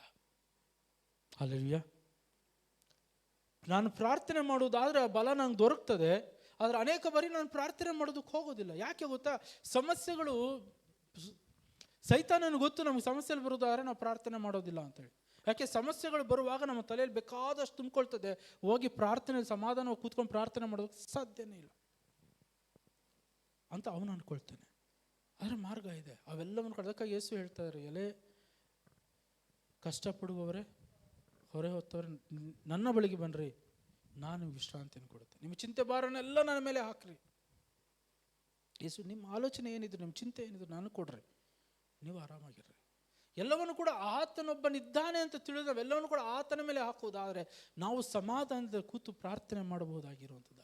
ನಾವು ಪ್ರಾರ್ಥನೆ ಮಾಡುವಾಗ ಖಂಡಿತವಾಗಿಯೂ ನನ್ನ ಸಮಸ್ಯೆಗಳು, ನನ್ನ ಪರಿಸ್ಥಿತಿಗಳು, ನನ್ನ ಶೋಧನೆಗಳು ಖಂಡಿತವಾಗಿಯೂ ನಾನು ಜಯಿಸುವಂಥವನಾಗಿದ್ದೇನೆ. ಅವು ಸೋತು ಹೋಗುವಂಥವಾಗಿದೆ. ನನ್ನ ಬಲದಿಂದಲ್ಲ, ಆತನ ಬಲದಿಂದ ಮಾತ್ರವೇ. ಆಮೇಲೆ ಅದಕ್ಕಾಗಿ ಜಕರ್ಯನು ಹೇಳ್ತಾ ಇದ್ದೇನೆ, not by might, not by strength, but by the spirit of the Lord. ಆಮೇಲೆ ಕನ್ನಡದಲ್ಲಿ ಏನು ಹೇಳ್ತಾರೆ? ಬಲದಿಂದಲ್ಲ, ಪರಾಕ್ರಮದಿಂದಲ್ಲ, ನನ್ನ ಆತ್ಮನಿಂದಲೇ. ಆಮೇಲೆ ಹಲ್ಲೆಲೂಯಾ. ಸೊ ಇಲ್ಲಿ ಈ ಮೋಶೆ ಪ್ರಾರ್ಥನೆ ಮಾಡ್ತಾ ಇದ್ದಾನೆ ಅಂತ ನೋಡುವಂಥವ್ರು, ಮೋಶೆ ಬೆಟ್ಟದ ತುದಿಯಲ್ಲಿದ್ದಾನೆ ಅಂತ ನೋಡ್ತಾ ಇದ್ದೇವೆ. ನಾ ಆಗಲೇ ಹೇಳಿದೆ, ಮೋಶೆಯಲ್ಲಿ ಯುದ್ಧವನ್ನು ಪ್ರಾರಂಭ ಮಾಡಿದ ಬೆಟ್ಟದ ಮೇಲೆ. ಅದಾದ ನಂತರ ಆರೋನನ್ನು ಹುರ್ರರು ಸೇರಿದ್ರು ಅಂತ ನೋಡ್ತಾ ಇದ್ದೆ. ಏಕೆ ಅನ್ನುವಂಥದ್ದಾದರೆ, ಮೋಶೆ ತನ್ನ ಸುಸ್ತಾಗಿ ಕೈಗಳನ್ನು ನಿಲ್ಲಿಸುವಾಗ ಅವರು ಸೋತು ಹೋಗ್ತಾ ಇರುವಂಥದ್ದನ್ನು ಇವರಿಬ್ಬರು ಪಕ್ಕದಲ್ಲಿ ನಿಂತ್ಕೊಂಡು ನೋಡ್ತಾ ಇದ್ದಾರೆ. ಅವರಿಬ್ಬರು ಒಂದು ನಡೀತಾ ಇರುವಂಥ ಒಂದು ಸಂಬಂಧವನ್ನು ಗಮನಿಸ್ತಾ ಇರುವಂಥವರಾಗಿದ್ದಾರೆ. ಏನಾಗ್ತಾ ಇದೆ? ಮೋಶೆ ಕೈಗಳನ್ನೆತ್ತುವಾಗ ಯೆಹೋಶುವನು ಗೆಲ್ತಾ ಇದ್ದಾನೆ, ಮೋಶೆ ಕೈಗಳನ್ನು ನಿಲ್ಲಿಸುವಾಗ ಯೆಹೋಶುವನು ಸೋಲ್ತಾ ಇದ್ದಾನೆ. ಏನೋ ನಡೀತಾ ಇದ್ದಿಲ್ಲ ಅಂತ ಹೇಳಿ ಅವರು ಅರ್ಥ ಮಾಡಿಕೊಂಡಂಥವ್ರು ತಕ್ಷಣ ಒಂದು ಕಲ್ಲನ್ನು ತೆಗೆದುಕೊಂಡು ಮೋಶೆ ಪಕ್ಕದಲ್ಲಿ ಇಟ್ಟು ಅದರ ಮೇಲೆ ಮೋಶೆಯನ್ನು ಕೂರಿಸಿ ಇಬ್ಬರೂ ಕೂಡ ಮೋಶೆ ಎರಡೂ ಕೈಗಳನ್ನು ಎತ್ತಿ ಹಿಡಿದುಕೊಂಡಿರುವಂಥ ವಾಕ್ಯ ಹೇಳ್ತಾ ಇರುವಂಥದ್ದು. ಆಮೇಲೆ ಹಲ್ಲೆಲೂಯಾ. ಅವರು ಮೋಶೆಗೆ ಹೇಳಿಲ್ಲ, ಮೋಶೆ ಎಷ್ಟೊತ್ತು ಅಂತ ಕೈ ಎತ್ತಿದ್ಯಾ, ಸುಸ್ತಾಗ್ಬಿಟ್ಟಿದ್ಯಾ, ಸ್ವಲ್ಪ ನೀನು ರೆಸ್ಟ್ ತಗೋ, ನಾನು ಒಂದು ಸ್ವಲ್ಪ ಹೊತ್ತು ಕೈ ಎತ್ತುತ್ತೇನೆ, ಅವ್ನು ಸ್ವಲ್ಪ ಹೊತ್ತು ಕೈ ಎತ್ತಾನೆ, ಸೊ ನಾವು ನೋಡ್ಕೊತೇವೆ, ನೀನು ಸುಮ್ಮನೆ ಕೂತ್ಕೊಂಡು ನೀವು ನಮ್ಮನ್ನು ನೋಡ್ಕೊ ಸಾಕು. ಇಲ್ಲ, ಹೇಳಲಿಲ್ಲ. ಅವ್ರೇನು ಮಾಡಿದ್ರು ಗೊತ್ತಾ? ಅವರ ನಾಯಕನಾದಂಥ ಮೋಶೆಗೆ ಸಪೋರ್ಟ್ ಮಾಡಿದಂಥವ್ರಾದರು. ಆಮೇಲೆ ಆರೋನನ್ ಯಾರು ಗೊತ್ತಾ? ಮೋಶೆಯ ಅಣ್ಣ. ಅವಂಗ ಈಗೋ ಇರಲಿಲ್ಲ. ಈಗೋ ಇದ್ದಿದೆ, ನಿನ್ನ ಅಣ್ಣ, ನಾನು ಮುಂದೆ ನಿಂತ್ಕೊತೀನಿ, ನೀನು ನಿಂತ್ಕೋ ಇಂದ ಅಂತ ಹೇಳ್ತಾ ಇದ್ದ. ಈಗ ಇರಲಿಲ್ಲ. ದೇವರು ಆರಿಸ್ಕೊಂಡಂಥದ್ದು ಯಾರನ್ನ? ಮೋಶೆ. ಆ ಕೆಲಸಕ್ಕೆ ಆರೋನಿಗಿರುವಂಥ ಕಾಲಿಂಗ್ ಬೇರೆ, ಅವನನ್ನು ಯಾಜಕನಾಗಿ ದೇವರು ಆರಿಸಿಕೊಂಡಂಥವ್ರಾಗಿದ್ದಾರೆ, ಅದು ಬೇರೆ. ಆದರೆ ಮೋಶೆಗಿರುವಂಥ ಕಾಲಿಂಗ್ ಬೇರೆ. ಮೋಶೆಗಿರುವಂಥ ಕಾಲಿಂಗಲ್ಲಿ ಆರೋನನು ಮೋಶೆಗೆ ಸಪೋರ್ಟ್ ಮಾಡ್ತಾ ಇರುವಂಥವನಾಗಿದ್ದಾನೆ. ಹುರನು ಮೋಶೆಗೆ ಸಪೋರ್ಟ್ ಮಾಡ್ತಾ ಇರುವಂಥವನಾಗಿದ್ದಾನೆ. ಹುರನು ಯಾರು ಅಂತ ನಮ್ಗೆ ಗೊತ್ತಿಲ್ಲ, ಆದರೆ ಕೆಲವು ಸ್ಕಾಲರ್ಸ್ ಹೇಳ್ತಾರೆ ಅವನ ಮೋಶೆಯ ಅಕ್ಕನ ಗಂಡ ಅಂತ ಹೇಳುವಂಥವ್ರಾಗಿದ್ದಾರೆ. ಬಟ್ ಕ್ಲಾರಿಟಿ ಇಲ್ಲ. ಬಟ್ ಅವರಿಬ್ಬರೂ ಕೂಡ ಮೋಶೆಗೆ ಸಪೋರ್ಟ್ ಮಾಡುವಂಥವ್ರಾಗಿದ್ದಾರೆ. ಏನು ಮಾಡ್ತಾ ಇದ್ದಾರೆ ಅವರು? ಇಬ್ಬರೂ ಕೂಡ ಅವನನ್ನು ಕೂರಿಸ್ತಾರೆ, ಅವನ ಕರಗಳನ್ನು ಮೇಲೆತ್ತಿ ಹಿಡಿದುಕೊಳ್ಳೋದಕ್ಕೆ ಅವನಿಗೆ ಸಹಾಯ ಮಾಡುವಂಥವರಾಗಿದ್ದಾರೆ ಅಂತ ನೋಡ್ತಾ ಇದ್ದಾರೆ. ಸೊ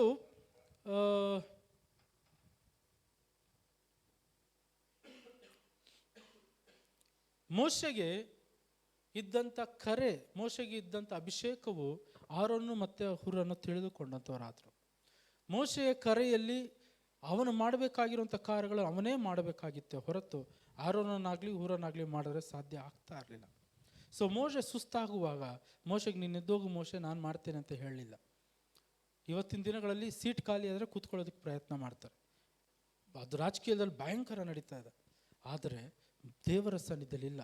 ಯಾರ ಕರೆ ಅವರೇ ಮಾಡಬೇಕಾಗಿರೋ, ಯಾರ ಕೆಲಸ ಅವರೇ ಮಾಡಬೇಕಾಗಿರುವಂಥದ್ದು. ಇವತ್ತು ದೇವರು ನನ್ನನ್ನು ಈ ಕೆಲಸಕ್ಕೆ ಕರೆದಿದ್ದಾರಾ, ನಾನು ಈ ಕೆಲಸ ಮಾಡಬೇಕಾಗಿರೋದು. ನನ್ನ ಸ್ಥಾನದಲ್ಲಿ ಬೇರೊಬ್ಬರು ಬರುವುದಕ್ಕೆ ಸಾಧ್ಯ ಇಲ್ಲ. ನಾನಿರುವವರೆಗೂ ಕೂಡ, ಮೋಶೆ ಇರುವವರೆಗೂ ಕೂಡ ಅವನ ಸ್ಥಾನದಲ್ಲಿ ಯಾರೂ ಕೂಡ ಬರಲಿಲ್ಲ.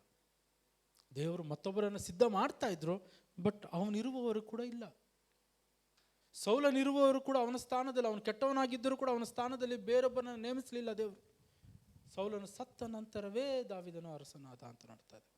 ಇನ್ಫ್ಯಾಕ್ಟ್ ಅನೇಕರು ಅವನನ್ನು ಅರಸನಂತ ಕೂರಿದು ದೇವರವನ ಅಭಿಷೇಕ ಮಾಡಿದ್ರು, ಇಲ್ಲ ಅಂತಲ್ಲ. ಆದರೆ ಅವನು ಬದುಕಿರುವಷ್ಟು ದಿನಗಳು ಕೂಡ ಅವನ ಯೆರೂಸಲೇಮ್ ಪಟ್ಟಣವನ್ನು ಆಳಲಿಲ್ಲ. ಸೊ ಆ ರೀತಿಯಾಗಿ ಅವರಿಬ್ಬರು ಕೂಡ, ಆರೋನನು ಮತ್ತು ಮೋಶೆಯು ಇಬ್ಬರು ಅವನಿಗೆ ಸಪೋರ್ಟ್ ಮಾಡಿದ್ರು ಅಂತ ನೋಡ್ತಾ ಇರುವಂಥವರಾಗಿದ್ದೇವೆ. ಸೊ ನಾವು ತಿಳಿದುಕೊಳ್ಳಬೇಕಾಗಿರುವಂಥ, ನಾವು ಮಾಡಬೇಕಾಗಿರುವಂಥದ್ದು, ಅವರಿಬ್ಬರೂ ಕೂಡ ಆರೋನ ಮತ್ತು ಹೂರರ ಇವತ್ತಿಗೆ ನಾವು ಅದನ್ನು ಹೋಲಿಸಿಕೊಳ್ಳೋದಾದರೆ ನಮ್ಮ ಪ್ರಾರ್ಥನೆಯ ಪಾರ್ಟ್ನರ್ಸ್ಗಳು ಅಂತ ನಾವು ತಿಳಿದುಕೊಳ್ಳಬೇಕಾಗಿರುವಂಥದ್ದು. ಯಾರವರು? They are the prayer partners. ಆಮೇಲೆ ಯಾರಾಗಿದ್ದಾರೆ? ಪ್ರೇಯರ್ ಪಾರ್ಟ್ನರ್ಸ್, ಪ್ರಾರ್ಥನೆಯ ಜೊತೆಗಾರರು. ಅವರಿಬ್ಬರು ಕೂಡ ಮೋಶೆಗೆ ಜೊತೆಗಾರರಾಗಿದ್ದಂಥವ್ರು. ಇವತ್ತು ನಮಗೆ ಪ್ರೇಯರ್ ಪಾರ್ಟ್ನರ್ಸ್ ನಮಗೆ ತುಂಬ ಬೇಕಾಗಿರುವಂಥದ್ದಾಗಿದೆ. ಆಮೇಲೆ ಪ್ರತಿಯೊಬ್ಬೊಬ್ಬ ನಾಯಕನೂ ಕೂಡ ಆರೋನನು ಮತ್ತು ಹೂರರಂತೆ ಪ್ರೇಯರ್ ಪಾರ್ಟ್ನರ್ಸ್ ಬೇಕಾಗಿರುವಂಥವ್ರಾಗಿದ್ದಾರೆ. ಆಮೇಲೆ ಯಾಕೆ ಗೊತ್ತಾ? ಯಾಕೆ ಅನ್ನುವಂಥದ್ದಾದರೆ ಅವರು ತಮ್ಮ ನಾಯಕರುಗಳಿಗಾಗಿ ಪ್ರಾರ್ಥನೆ ಮಾಡುವಂಥವರಾಗಿದ್ದಾರೆ.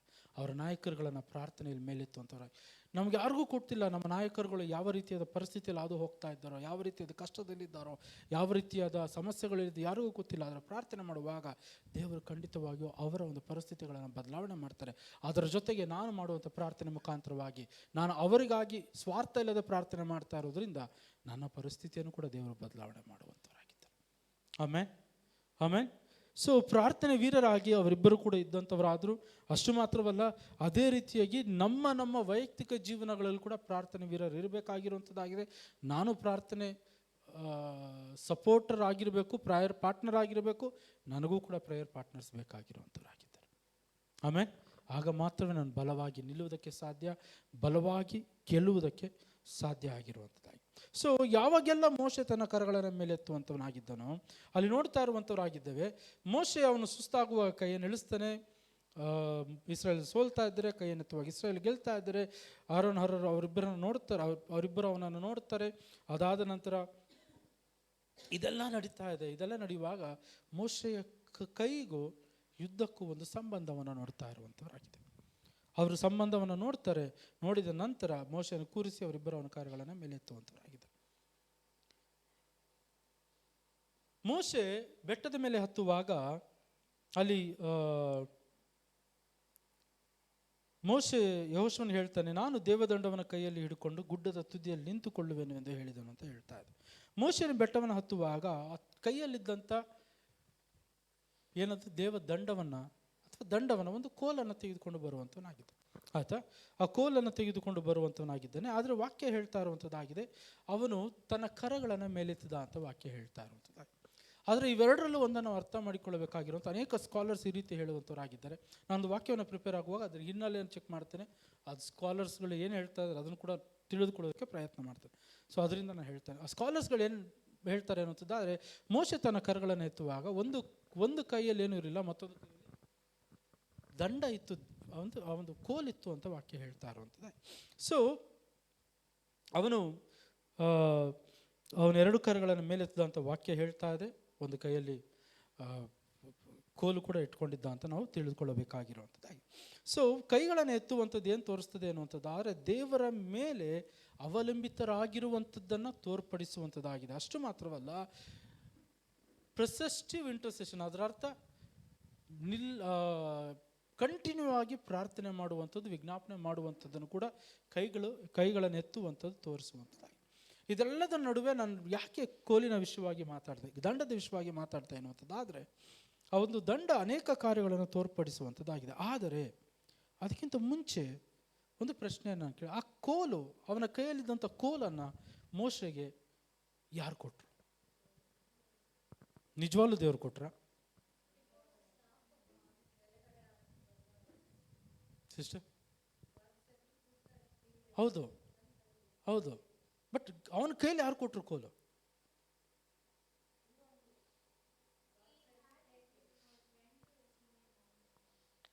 ಓಕೆ, ಪ್ರಾರಂಭದಲ್ಲಿ ಮೋಶೆ ಕೈಯಲ್ಲಿ ಕೋಲ್ ಬರಬೇಕು ಅಂದರೆ ಕಾರಣ ಏನು ಗೊತ್ತಾ? ಅವನು 40 ವರ್ಷ ಕುರುಬನಾಗಿದ್ದಾಗಲೇ ಅವನ ಕೈಯಲ್ಲಿ ಕೋಲಿತ್ತು. ಅವನಿಗೆ ದೇವರು ಹೊಸದಾಗ ಒಂದು ಕೋಲನ್ನು ಮಾಡಿ ಕೊಡಲಿಲ್ಲ. ಆ 40 ವರ್ಷ ಕಾಲ ಅವನು ಕುರಿ ಮೇಯಿಸ್ತಾ ಇದ್ನಲ್ಲ, ಅದೇ ಕೋಲನ್ನು ಅವನು ತೆಗೆದುಕೊಂಡು ಇಲ್ಲಿ ಬರ್ತಾನೆ. ದೇವರು ಆ ಕೋಲನ್ನು ಉಪಯೋಗ ಮಾಡುವಂಥವರಾಗಿದೆ. ದೇವರು ಅವನ ಕೈಯಲ್ಲಿ ಹೊಸ ಕೋಲನ್ನು ಕೊಡಲಿಲ್ಲ. ಕುರುಬರಿಗೊಂದು ಪದ್ಧತಿ ಏನಪ್ಪ ಎನ್ನುವಂಥದ್ದು, ಸ್ಟಾಫ್, ಒಂದು ಕೋಲ್ ಅವರ ಕೈಲಿ ಇರುವಂಥದ್ದಾಗಿದೆ. ಕುರಿಗಳನ್ನು ನಡೆಸುವುದಕ್ಕೆ ಆ ಕೋಲು ಅವ್ರ ಕೈಲಿ ಇರುವಂಥದ್ದಾಗಿದೆ. ಅದೇ ಕೋಲನ್ನು ಅದು ಅವನ ಸ್ವಂತದ್ದು, ಯಾರು ಕೂಡ ಅವನ ಕೈಲಿ ಕೊಟ್ಟಂಥವ್ರಾಗಲ್ಲ, ಆಗಿಲ್ಲ. ಆ ಒಂದು ಕೋಲಿನ ಮುಖಾಂತರವಾಗಿ ಅವನು ಕುರಿಗಳನ್ನು ಕಾಯ್ತಾ ಇದ್ದಂಥವನಾಗಿದ್ದ. ಅದು ಸಾಮಾನ್ಯವಾದಂಥ ಕೋಲು, ಯಾವುದೇ ಸ್ಪೆಷಲ್ ಕೋಲಲ್ಲ, ಸ್ಪೆಷಲ್ ಆಗಿ ಮಾಡಲ್ಪಟ್ಟಿರುವಂಥದ್ದು, ಆಚಾರಗಳನ್ನು ಮಾಡಿ ಅದು ಇದು ಮಾಡಿ ಏನೇನೋ ಹಚ್ಬಿಟ್ಟು ಕೊಟ್ಟಂಥ ಕೋಲು ಅಲ್ವೇ ಅಲ್ಲ. ಸಾಮಾನ್ಯವಾದಂಥ ಕೋಲು, ಪ್ರಾರಂಭದಿಂದಲೂ ಅವನ ಹತ್ರ ಇದ್ದಂಥ ಕೋಲು. ಅದನ್ನು ಇದಕ್ಕೆ ಮುಂಚೆ ಅವನು ಕುರಿಯನ್ನು ಮೇಯಿಸುವುದಕ್ಕೆ ಉಪಯೋಗ ಮಾಡ್ತಾ ಇದ್ದ, ಈಗ ದೇವರ ಮಕ್ಕಳನ್ನು ನಡೆಸುವುದಕ್ಕೆ ಉಪಯೋಗ ಮಾಡ್ತಾ ಇರುವಂಥವನಾಗಿದ್ದಾನೆ. ಅದೇ ಕೋಲು ಅವನು ಹೇಳ್ತಾ ಇದ್ದಾನೆ, ಇದು ದೇವದಂಡ ಅಂತ ಹೇಳ್ತಾ ಇದ್ದಾನೆ. It is the rod of god. ಏನು ಹೇಳ್ತಾ ಇದ್ದಾನೆ? ದೇವದಂಡ ಅಂತ ಹೇಳ್ತಾ ಇರುವಂಥದ್ದು. ಯಾಕೆ ಅನ್ನುವಂಥದ್ದಾದರೆ, ದೇವರವನನ್ನು ಇಸ್ರಾಯೇಲರನ್ನು ನಡೆಸುವುದಕ್ಕಾಗಿ ಕರೆದಾಗ, ಆದರೆ ಅವನ ಕೈಯಲ್ಲಿದ್ದಂಥ ಕೋಲು, ದೇವರು ಆ ಕೋಲ ಮುಖಾಂತರವಾಗಿ ಅನೇಕ ಅದ್ಭುತಗಳನ್ನು ಅವನ ಕಣ್ಣ ಮುಂದೆ ಮಾಡ್ತಾರೆ. ಫರೋನ ಕಣ್ಣುಗಳ ಮುಂದೆ ಮಾಡ್ತಾರೆ, ಆರೋನನ ಕಣ್ಣುಗಳ ಮಾಡ್ತಾರೆ, ಇಸ್ರಾಯೇಲ್ ಜನರ ಕಣ್ಣುಗಳ ಮುಂದೆ ಮಾಡುವಂಥವ್ರಾಗಿದೆ. ಸಿಸ್ಟರ್ ಹೇಳಿದ ಪ್ರಕಾರ ಒಂದು ಸಂದರ್ಭ ಬರ್ತದೆ, ನಿಮ್ಮ ಕೈಯಲ್ಲೇನಿದೆ? ಕೋಲಿದೆ, ಅದನ್ನು ಕೆಳಗಾಕು, ಕೆಳಗೆ ಹಾಕಿಕೊಳ್ಳೋ, ಅದೇನಾಗ್ತದೆ? ಸರ್ಪವಾಗ್ತದೆ. ಆನಂತರ ಅದನ್ನು ಹಿಡ್ಕೊಂಡು ಮೇಲೆತ್ತು ಅಂತ ಹೇಳುವಾಗ ಏನಾಗ್ತದೆ? ಮತ್ತೆ ಕೋಲ. ಈ ರೀತಿ ಅನೇಕ ಕಾರ್ಯಗಳು ಅವನು ತನ್ನ ಜೀವನದಲ್ಲಿ ನೋಡುವಂಥವನ. ಅದಾದ ನಂತರ ನೋಡ್ತಾ ಕೆಂಪು ಸಮುದ್ರವನ್ನು ವಿಭಾಗ ಮಾಡೋದಕ್ಕಾಗಿ ಕೋಲನ್ನು ಉಪಯೋಗ ಮಾಡುವಂಥವನಾಗಿದ್ದಾನೆ ಅಂತ ನೋಡ್ತಾ ಇದ್ದೇವೆ.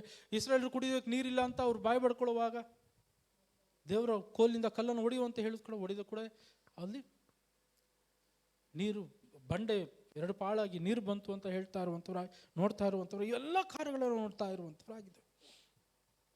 ಒಂದನ್ನು ಅರ್ಥ ಮಾಡಿಕೊಳ್ಳಿ, ಆ ಒಂದು ಕೋಲು, ದಂಡ ವಿಶೇಷವಾದಂಥದ್ದು ಅಲ್ಲವೇ ಅಲ್ಲ. ಪಕ್ಕದಲ್ಲಿರೋರ್ಗೆ ಹೇಳಿ, ಅದು ವಿಶೇಷವಾದಂಥದ್ದಲ್ಲ. ಹೇಳಿ ಪಕ್ಕದಲ್ಲಿರೋರಿಗೆ, ಅದು ವಿಶೇಷವಾದಂಥದ್ದು ಅಲ್ಲ.